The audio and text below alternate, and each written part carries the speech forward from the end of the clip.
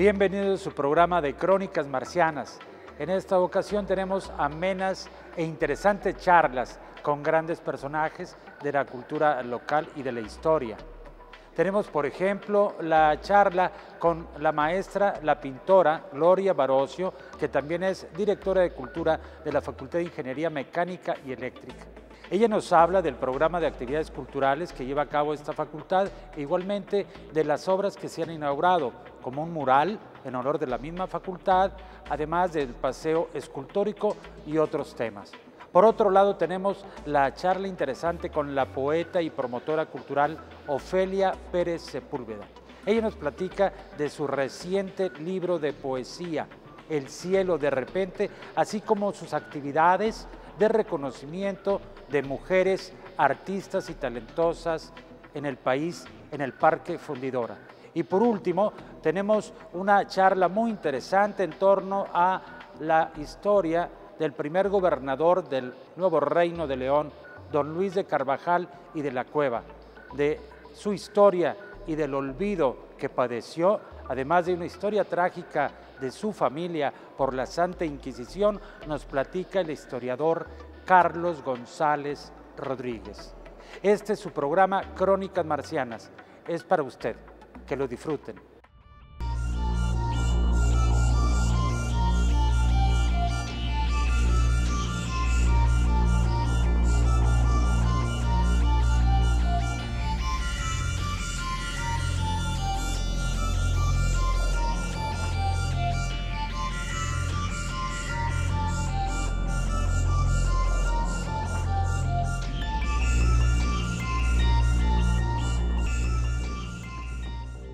Estamos con la maestra Gloria Barocio, que también es pintora. Sí, también. Bienvenida. Gracias. Ella es coordinadora de cultura de la Facultad de Ingeniería Mecánica y Eléctrica, FIME.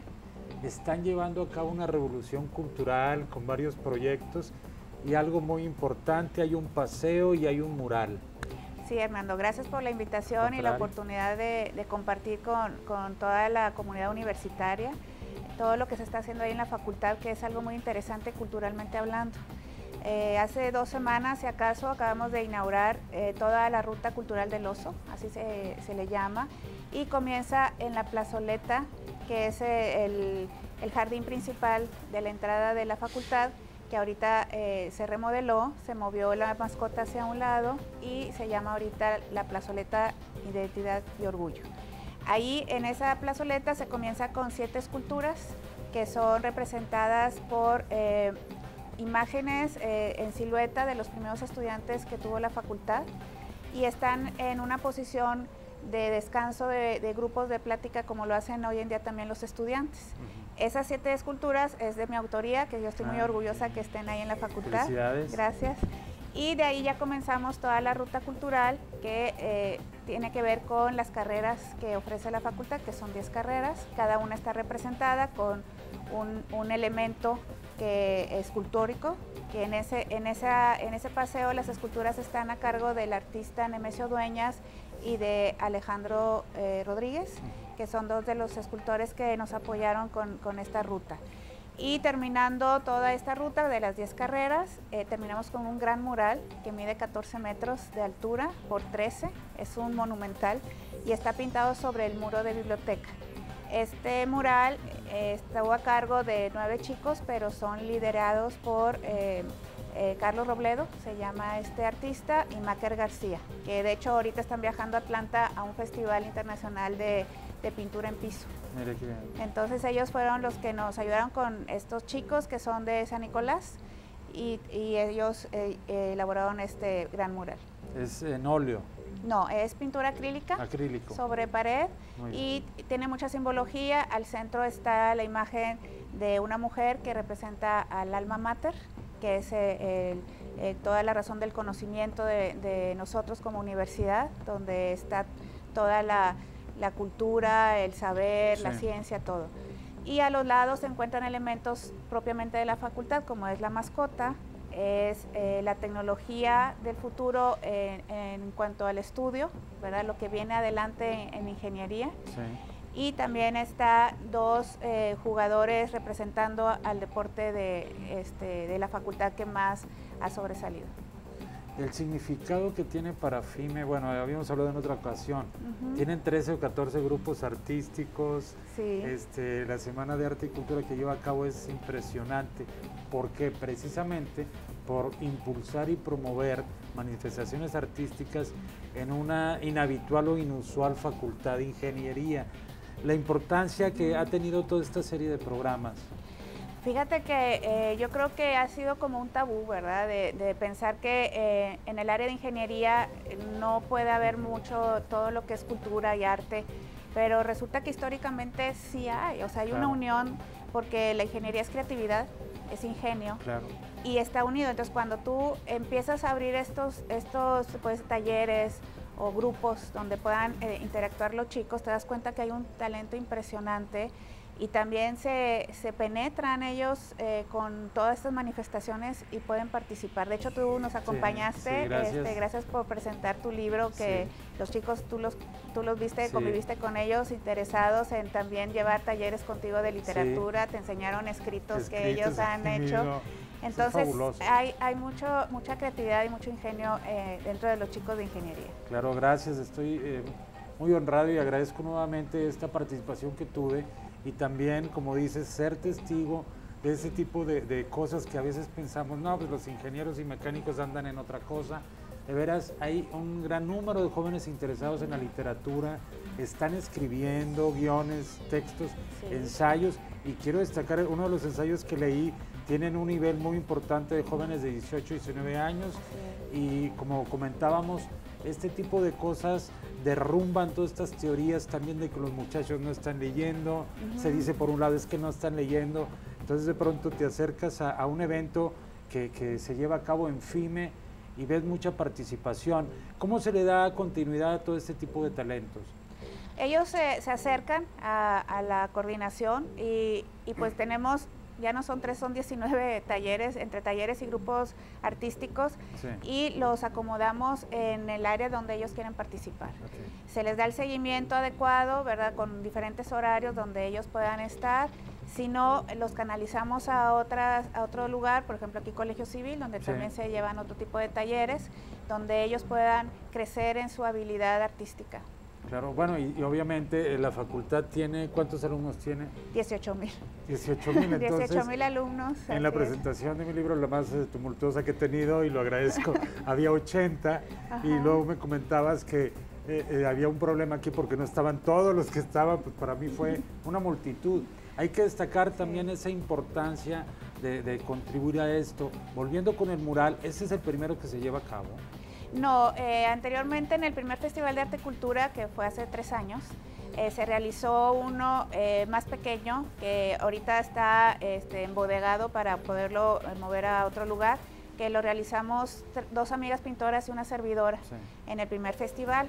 En el segundo festival se hizo uno, pero en piso, que es en 3D, que todavía se conserva en la facultad. Muy bien. Y este fue un reto muy grande, tanto para nosotros como facultad, como para los chicos que participaban, los artistas, porque para ellos es el primer mural de esa magnitud que han hecho. Entonces es el primero así de esas dimensiones. ¿En la facultad? Para ellos, o sea, en toda la trayectoria que tienen ellos de pintar, es el más grande que han elaborado. Y de la facultad también, por supuesto. Claro. El título del mural... Alma Mater. Ya está inaugurado. Ya está inaugurado. Hay otra serie de proyectos, pero le pregunto cuáles son los que se pueden decir. Bueno, ahorita estamos de celebración, estamos cumpliendo 70 años de la facultad, del 47 que se inició, entonces estamos de fiesta todo el año. También hay aniversario de la Tuna. La Tuna cumple 50 años. 50 años, y aquí en Colegio Civil ellos van a tener su FITUM, que es el Festival Internacional de Tunas, que vienen tunas de Centroamérica y por supuesto de México, donde van a tener un gran recital precisamente aquí en el Aula Magna, el 27 y 28 de octubre. De octubre, que serán como, ¿cuántas? ¿Unas 10?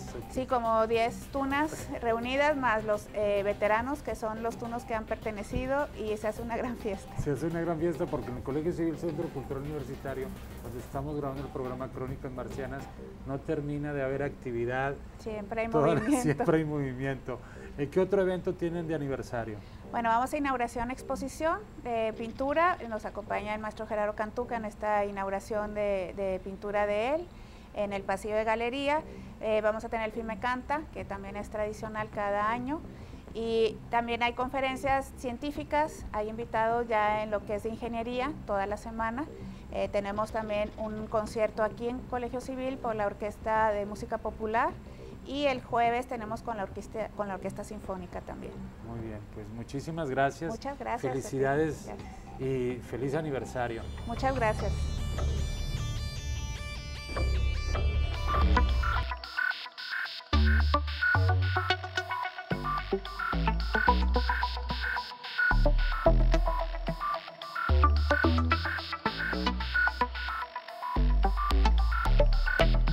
Nos encontramos con el historiador Carlos González Rodríguez, quien nos viene a hablar de una investigación de años y de un personaje que fue el primer gobernador de Nuevo León, del Reino de Nuevo León.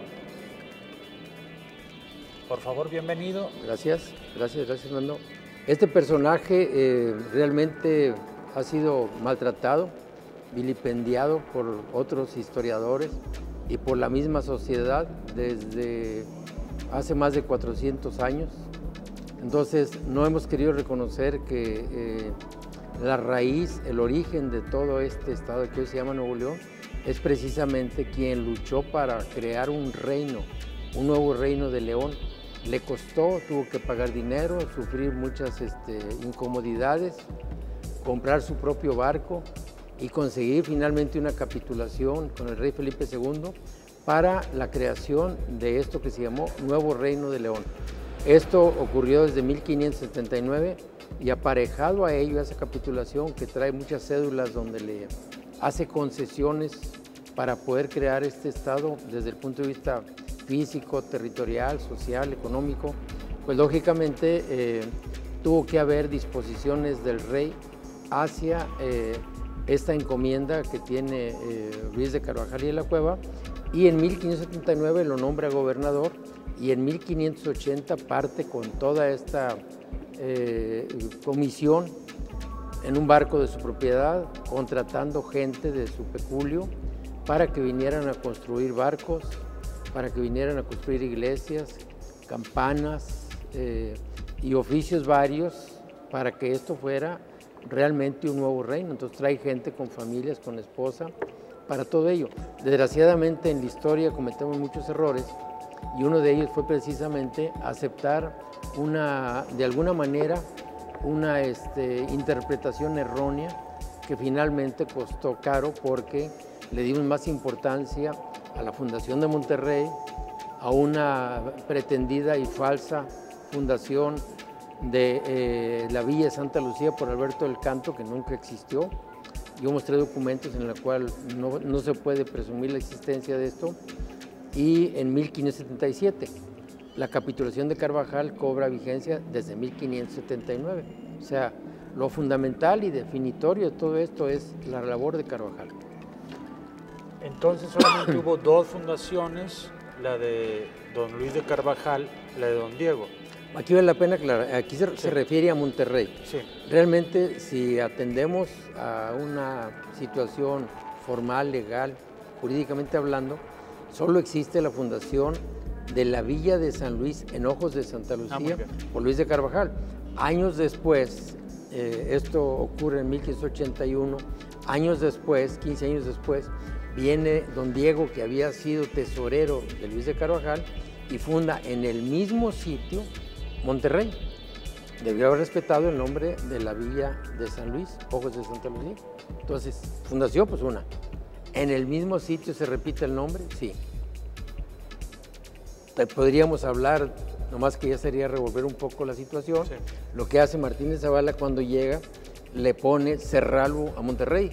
Y durante 2 años se conoció como Cerralbo.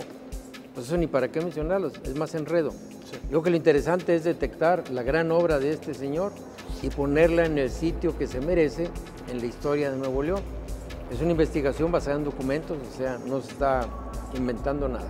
Sin embargo, como lo comentaba al principio, hay una situación muy importante. Por muchos años se ha olvidado a este personaje por las dimensiones históricas en las que se vio envuelto. Quisiera que aclarar estos aspectos a los espectadores. Por desgraciadamente fue acusado él era judío converso. ¿Qué es un judío converso? Judío converso es cuando la expulsión de los judíos se concede una gracia para aquel que decidiera ser cristiano nuevo, podría quedarse en España. Y entonces muchas familias lo hicieron, algunas de manera simulada, o sea, era una simulación, seguían practicando sus ritos judíos.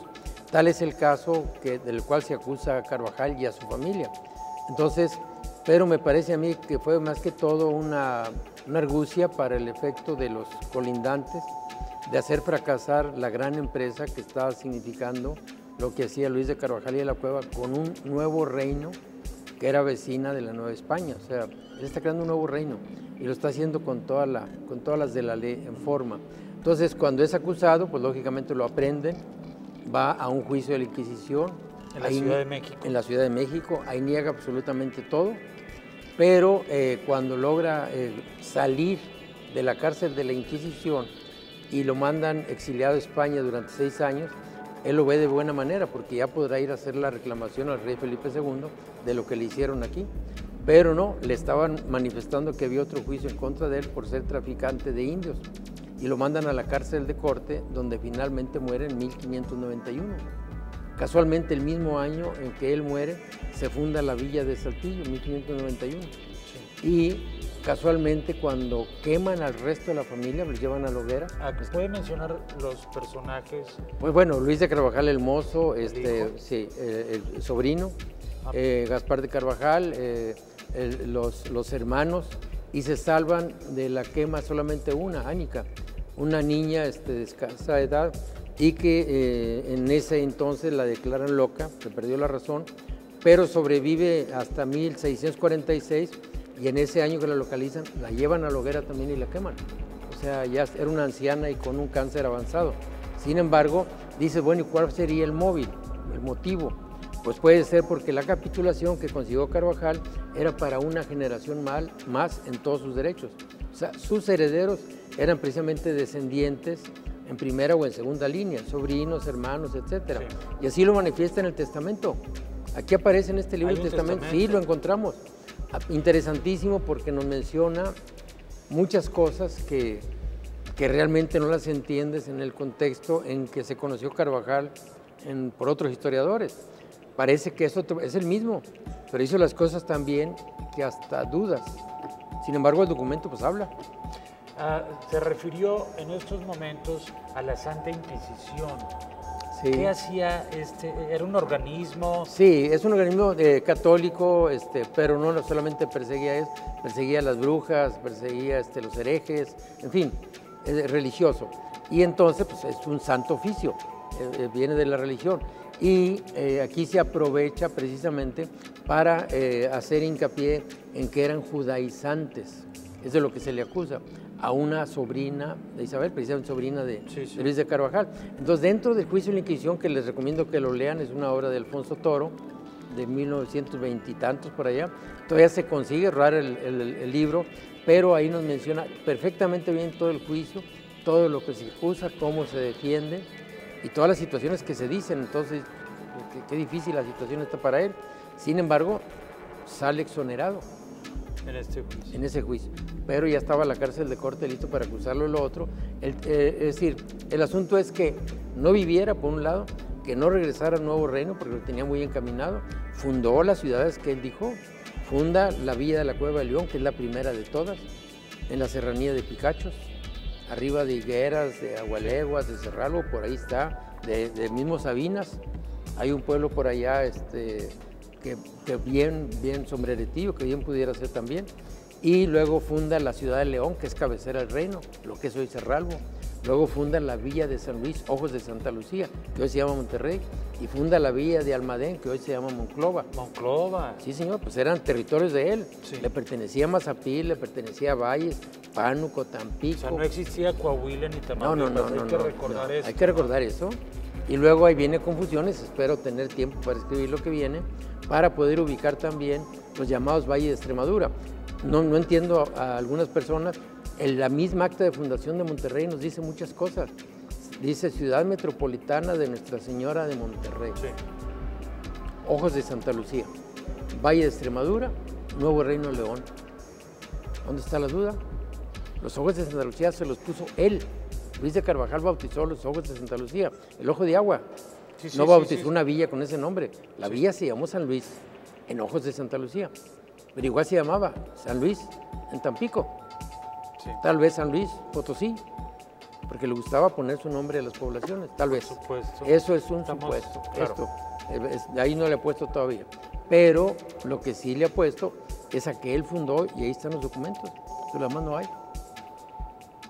Y entonces vendría la situación, ¿por qué Diego le pone a Monterrey, si se llamaba San Luis? Y él había trabajado para eso. Él sabía perfecto, era el tesorero de Carvajal. Son situaciones de la historia, pues probablemente algunos piensan, ay, ¿para qué le mueves? Pues para que quede claro, tan sencillo como eso, para no permanecer engañados o parados en una situación falsa. Si eso no vale, pues entonces, pero como quiera les recomiendo que lo lean. Trae bastantes encrucijadas, trae bastantes enigmas resueltos. Por supuesto que algunos mitos van a quedar como mitos, deben de desecharse y poder acompañar a nuestros recorridos por la historia con algo tan fundamental como es la verdad. Claro. Creo que eso es fundamental. Para hablar de don Luis de Carvajal y de la Cueva, el primer gobernador de Nuevo León, no es suficiente un primer bloque. Nos vamos a una breve pausa para seguir conversando con el historiador Carlos González Rodríguez. Estamos en Crónicas Marcianas.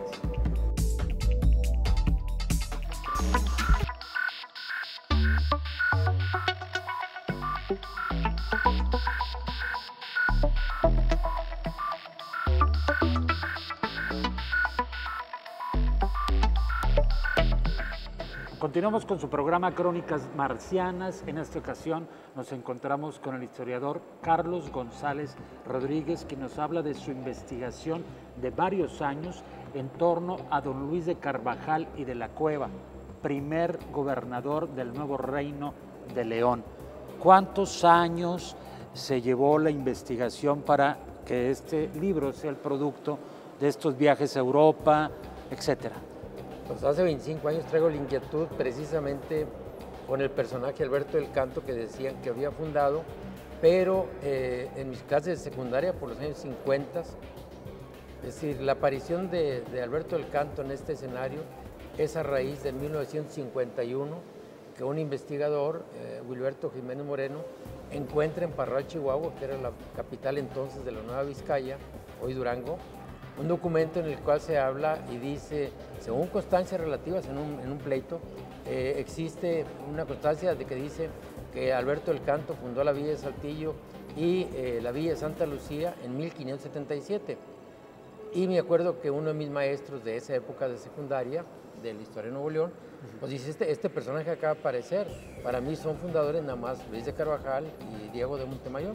Y entonces se me quedó grabado, pues estábamos hablando de hace muchos años, y luego cuando ya pude investigar, viajé a Parral, Chihuahua, pues estaba el documento, pero la contraparte de ese documento de Parral está aquí en el archivo de Monterrey.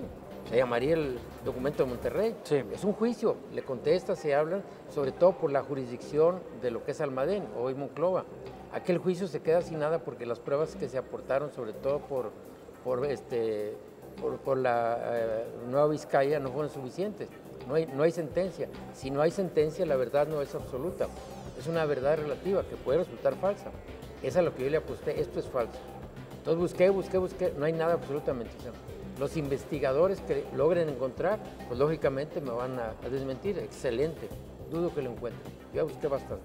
Entonces con todo esto comienzo a estudiar la personalidad de Carvajal y sobre todo el juicio de la Inquisición que publica Alfonso Toro. Entonces ahí encuentras, él mismo dice, es un personaje maltratado. No entiendo por qué los historiadores no investigan más sobre esto. Así dice. Maltratado. Maltratado. Entonces, con todo ello, pues me dediqué, cuestiones políticas. Cuestiones de ambición. Ambición. O sea, no quiero que el nuevo reino agarre Zacatecas, agarre San Luis, agarre Texas, agarre Coahuila, agarre Tamaulipas. Eran 200 leguas la capitulación, eran 800 kilómetros por lado. Sí. Es mucho Estamos territorio. hablando de que no existía Tamaulipas, no existía Coahuila, Texas no había nacido, por a ver, el supuesto. lugarcito. Estaba recién fundado Mazapil, que era un presidio militar y minero. Sí. Era el 68 más o menos. Él pasa por ahí en el 72 en una expedición, descubriendo el camino más corto entre la costa, vamos a ir Pánuco y Tampico, hacia las minas de Mazapil. Entonces él lo hace, recorre con muchos soldados de su cuenta, construye un presidio en Jalpa de Serra, hoy se llama Jalpa de Serra en Querétaro, tengo la pintura de eso, y entonces, viene en el libro, recorre y va a dar hasta Almadén, se regresa y pasa por aquí, un valle con muchos cementeras, o sembradío de indios. Hay fotografías de estos lugares actualmente, obviamente. Publiqué algunas fotos actuales. Claro. Pero todo ello me llevó a querer saber un poco más, porque viajé primero aquí en la República. Cuando voy a España, pues lógicamente busco primero Mogadouro, en Portugal, donde nació. Es un pueblito muy pequeño, etcétera, pero entendí que su desarrollo económico, familiar, fue en Benavente, que es precisamente en España, cercano a la raya de Portugal, cercano a Zamora y dentro de la provincia de Castilla y León. Pues lógicamente comencé a buscarle por ahí y entonces encontré que es la ruta de la Plata, que allá también se llama Almadén, y que lógicamente Extremadura lo puso él sí viene de ahí. Todos los nombres que me comenzaron a ser muy familiares, muy conocidos, las regiones muy parecidas. Se come el cabrito. También. Y la tortilla de harina, o sea, una parecida a la tortilla de harina. ¿Y esto es cuestiones judaizantes? No quiero afirmar nada. Yo no le apostaría tan, sí. Realmente, digo, a lo mejor son muchas coincidencias, sí. Pero pues, vienen de una persona que llegó de allá. Entonces, para su viaje, él de alguna manera contrata gente experta y se trae matrimonios completos para venir a poblar. Como decía la capitulación, traer 100 personas. Se trae carpinteros para hacer castillos, para hacer los barcos, se trae campaneros para hacer las campanas de las iglesias, gente experta en casi todo. Y lógicamente funda los pueblos que necesita fundar. Entonces ya mencioné hace un rato de que las villas que se mencionan fueron fundadas. No son de papelito, no fueron fundadas. Hay menciones especiales de cómo se defendieron de los indios, qué construyeron. Inclusive me atrevo a hacer algunas correcciones al libro del que está considerado el mayor cronista o el primer cronista del Nuevo Reino de León, Alonso de León. Trae por ahí una cosa que no me parece que sea compatible con la verdad. Entonces lo señalo nada más. O sea.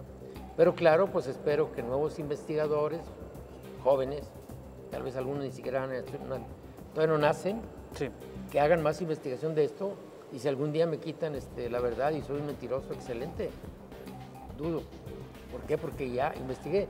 Ir a Mogadouro, ir a Benavente, ir a Zamora, ir a Medina del Campo, estar en todos los sitios que se mencionan por él, ir a Lisboa, que es de donde él es esposa, estar en Sevilla tanto tiempo, localizar la colación de Santa Magdalena, que es donde vivían los suegros y que es precisamente donde se consigue toda la lana, el financiamiento. Para venir a la Nueva España. Claro, son judíos. Sefarditas. Sefarditas. ¿Eso por qué? Sí, portugueses. Pues son sefarditas porque están en la región del Sefarad, que es precisamente esa parte que le llaman también Raya de Portugal. Muy bien por la aclaración. Sí, hay que ubicarla físicamente. Claro. Yo lo ubiqué, estuve por ahí, conocí, fui a Carvajales de Alba, que es donde hacen un pan que se llama Carvajales. Es un pan que está hecho con harina madre, o sea, virgen, harina madre así le llaman ellos, no lleva aceite, lleva agua, no lleva levadura, es un pan muy duro y precisamente él compra 70 y tantas arrobas de pan bizcocho, es ese pan, para traerlo para sus viajeros en el barco. Entonces compra también aceite de oliva, compra vino, entonces lo mojaban, el pan duro. Claro. Es lo que comían en el barco. Claro. Las 8 semanas que duraba el viajecito. 8 semanas. Venían comiendo, sí. Entonces, encontrar toda la fundamentación, pues es mi gran éxito, pues para mí. Claro. El que lo quiera leer y creer, pues qué bueno. Serán seguidores y poder hacerle justicia al nombre. O sea, ella no, pero al nombre sí. Creo que tanto gobierno como gobierno educativo, entidades culturales, deberán hacer algo para rescatar el nombre. Así como hay un Urdiñola en Coahuila, Cuauhtémoc Ibarra allá en Extremadura, en Vizcaya, hay un Luis de Carvajal aquí. Claro. ¿Qué es este? Hay un documento valiosísimo que usted lo incluye en este libro, que es el testamento que él deja como gobernador.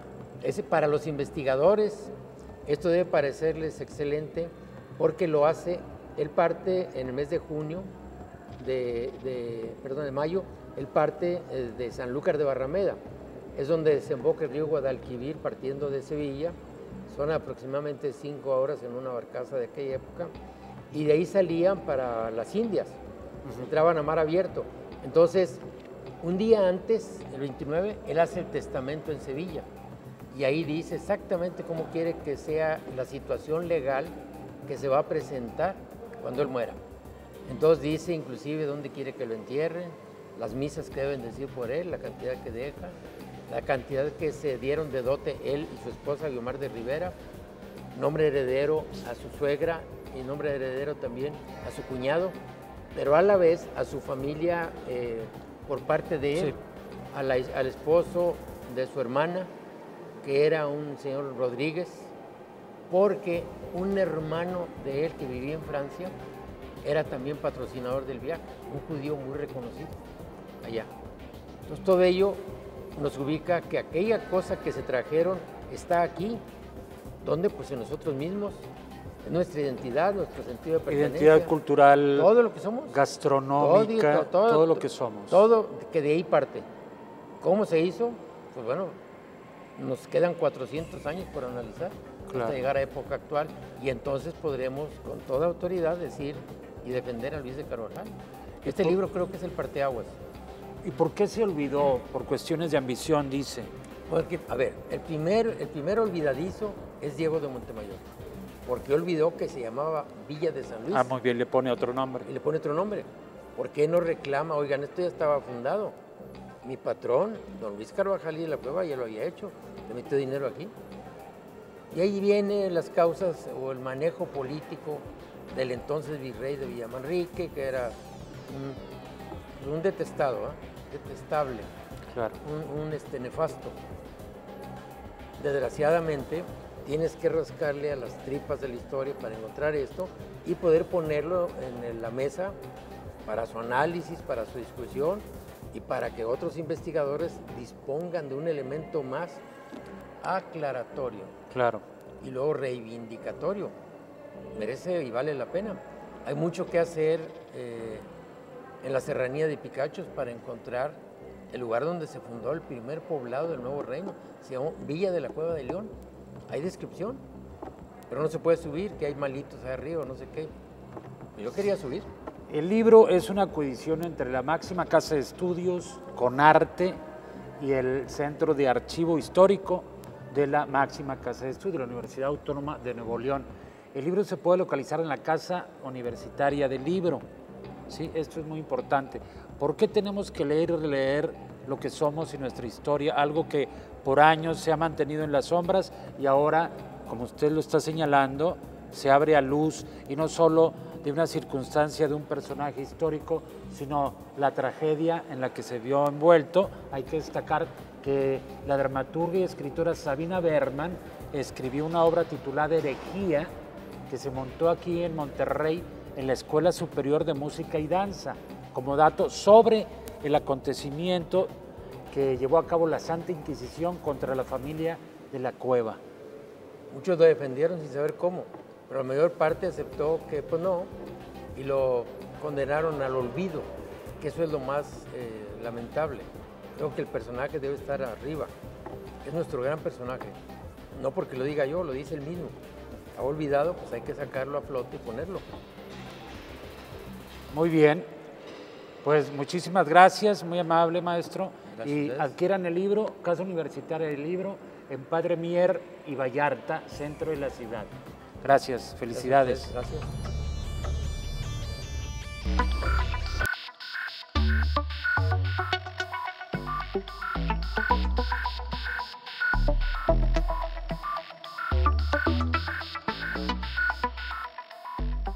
Nos encontramos con la escritora Ofelia Pérez Sepúlveda, que está publicando un reciente libro de poesía, El cielo de repente.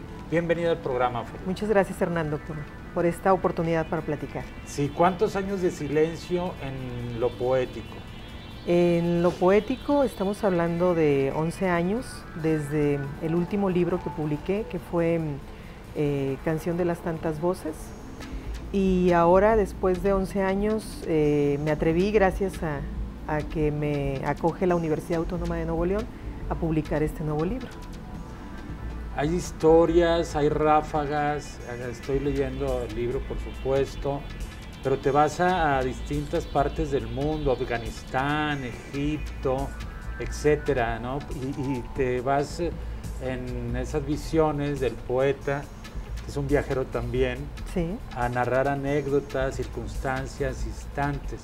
¿Cómo trabajaste este libro? Sí, es correcto. Yo cuando empecé a trabajar el libro, que el libro debo decir que originalmente fue escrito con el apoyo del FONCA, del Fondo Nacional para la Cultura y las Artes, y cuando empecé a trabajarlo yo me propuse como objetivo incluir a tres personajes distintos que emprenden un viaje que tiene que ver con la búsqueda de ciertas preguntas, con la búsqueda de ciertas respuestas, porque incluso son personajes que no tienen claras las preguntas. Ellos lo único que saben es que tienen un vacío y que tienen que ir en búsqueda de unas respuestas, pero como no saben cuáles son las preguntas, no saben qué es lo que buscan, igual van muy abiertos a eso.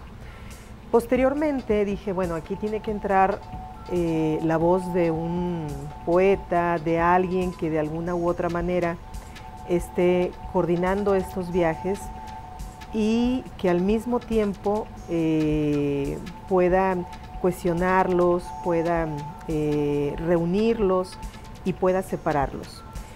Y resultó que la propia experiencia de la beca en el FONCA me fue dando otros elementos que creí yo muy valiosos.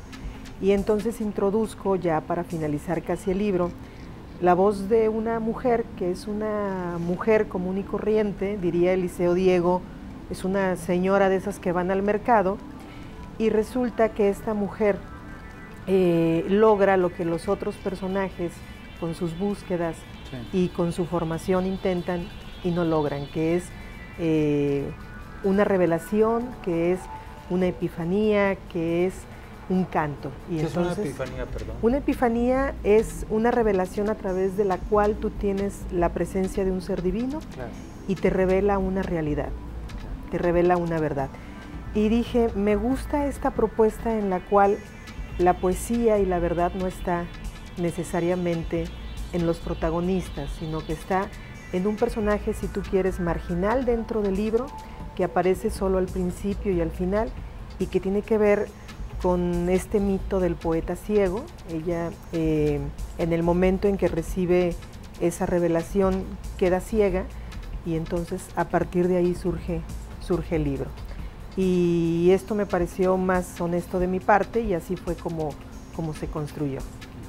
El cielo de repente, para mí, mi lectura personal, todavía falta hacer más lecturas profundas, me lleva a recordar escenas de estas continuas migraciones nuestras, y lo digo a nivel nuestro como colectividad humana, sí, porque somos nómadas.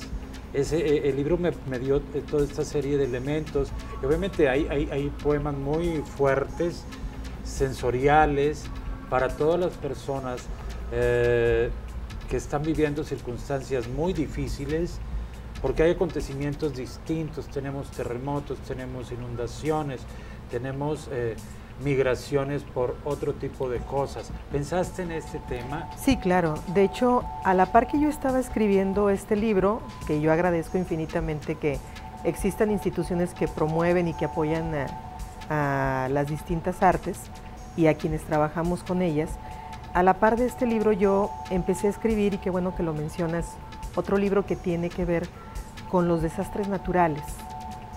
Es un libro que no doy el título porque estaría muy platicado hablar de él, es mejor hablar cuando los libros ya son una realidad tangible, pero me sirvió lo que estaba trabajando como contrapunto en la narrativa, me sirvió un poco para cuestionármelo en la poesía. Los personajes, como bien dices, dentro del Cielo de repente son personajes que están en movimiento y yo comulgo con esta idea del movimiento porque creo que lo esencial dentro de la poesía es la respiración y el movimiento. Claro.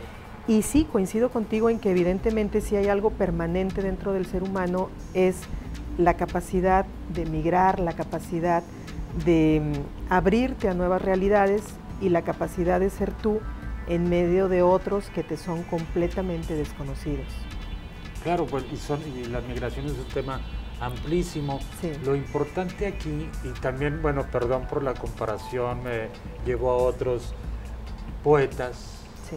de hace muchos siglos, tú lo sabes, también que se han recurrido a la circunstancia de este nomadismo como elemento muy importante para la poesía. Yo quería preguntarte precisamente por qué continuamos escribiendo poesía, por qué continuamos interesándonos por el ser humano, ¿no? Esa es una muy buena pregunta que yo espero algún día tener la satisfacción de contestarla plenamente, o al menos sentir que la he contestado plenamente.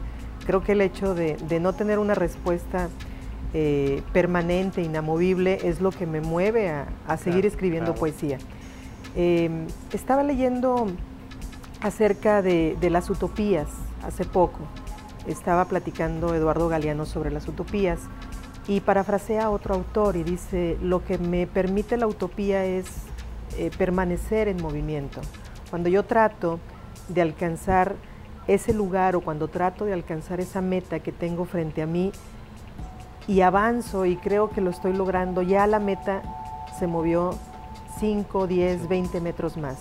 Entonces, para mí es importante que sigamos escribiendo poesía y que sigamos leyendo poesía por una sencilla razón, porque aún no encontramos las respuestas e incluso como los personajes del Cielo de repente, aún con tanto que sucede, tú te acercas a los medios de comunicación, te acercas a los periódicos y la agenda estando tan plena de noticias en tan diversos rumbos, incluso no sabes qué preguntarte a veces. Es tanto el marasmo, el caos o la petrificación que te cuestionas hacia dónde voltear, hacia dónde dirigir la mirada y qué observar dentro de esos puntos focales que quizá vas armando. Y yo creo que por eso seguimos escribiendo. Yo estoy hasta cierto punto muy interesada en este libro como lectora. Lo escribí hace ya 12 años, pero ahora que me da la universidad la oportunidad de publicarlo, me acerco a él ya no como autora, sino como lectora. Y ese acercamiento también, como bien lo dices, es una oportunidad para seguirme acercando a autores que están distanciados conmigo, quizá por siglos y por continentes, pero también me da la oportunidad para acercarme a otros que están escribiendo en la actualidad. O sea, me acerca. Eso es lo importante, creo yo, que la literatura y que la poesía concretamente te acerque a otros y te acerque a ti mismo también. En ocasiones hay poetas o escritores, artistas que tienen a guías o otros poetas, en tu caso, o escritores. ¿Cuáles son los tuyos que te han acercado a este tipo de recorridos poéticos? Bueno, hay un sinfín de autores maravillosos en el estado. Particularmente tenemos autores que yo creo que pueden dar evidencia de la factura de la poesía que se escribe aquí. Este libro particularmente está dedicado a 4 escritores, a 2 poetas, a quienes tuve la fortuna inicialmente de conocer y que tengo la fortuna de leer, como son Eliseo Diego y también Jorge Enrique Adún. Ambos ya fallecieron. Está dedicado a otros 2 escritores como Sara Pot y Eduardo Antonio Parra. Una es investigadora, sí, es claro, más en la línea del ensayo y el otro es narrador. Y a ellos está dedicado, ¿por qué? Porque siento que, además de otros, estos 4 autores fueron importantes para mí, son importantes para mí, no solo por la lectura, o no solo por la oportunidad de conocerlos humanamente hablando, sino también por su obra. Entonces, yo voy a donde esté una manifestación artística sin necesidad de que sea poesía o literatura. Te podría mencionar nombres de directores de cine que también me parecen fantásticos, o incluso músicos con los cuales yo suelo trabajar para poder construir un proyecto literario. Claro. Esperemos que tener tiempo. Hay un aspecto muy importante, un proyecto que trabajas rescatando a figuras, a escritoras, a artistas. Así es. ¿Cómo ha sido esto? Ha sido una aventura maravillosa, gracias al Paseo de la Mujer Mexicana, gracias a Liliana Melo de Sada y al Festival Internacional de Santa Lucía. Yo estoy enamorada de este espacio. Yo creo que la ciudad tiene espacios maravillosos, y a mí uno de mis favoritos es el Paseo de la Mujer Mexicana, que es donde está un puente de cristal que atraviesa el vacío y tiene como marco el Cerro de la Silla.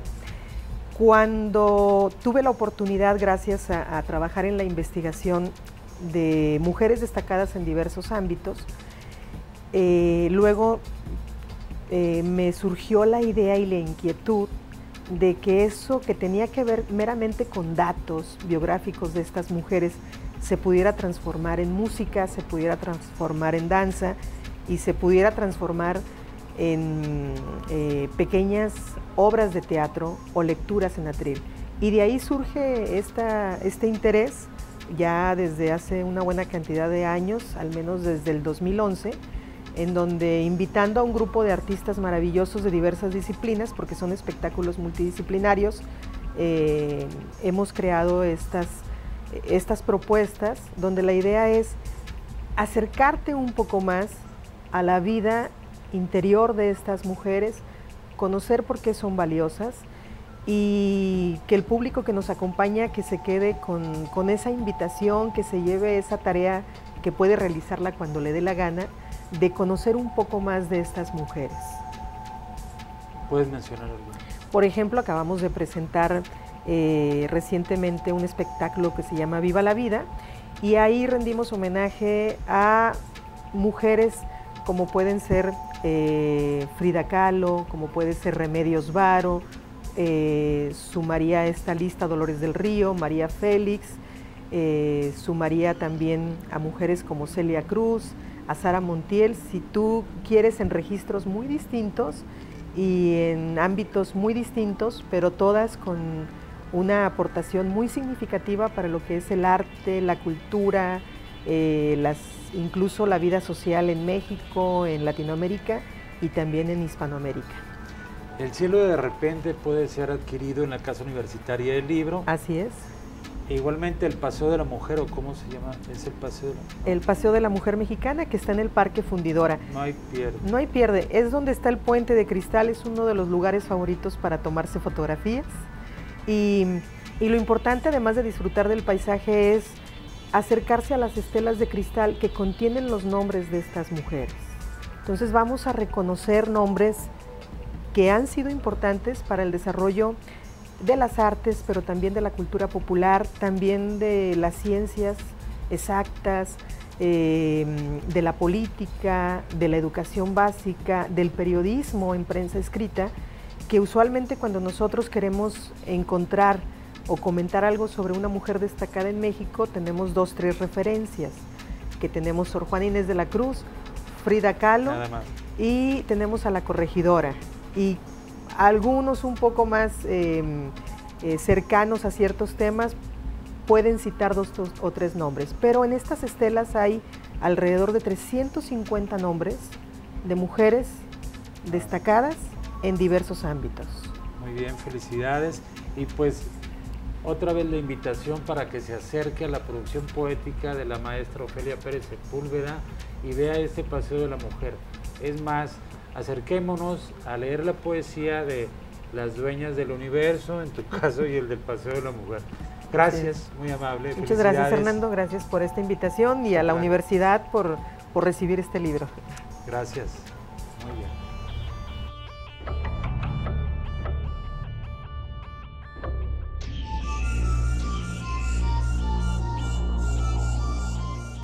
Esta ha sido una emisión más de su programa Crónicas Marcianas.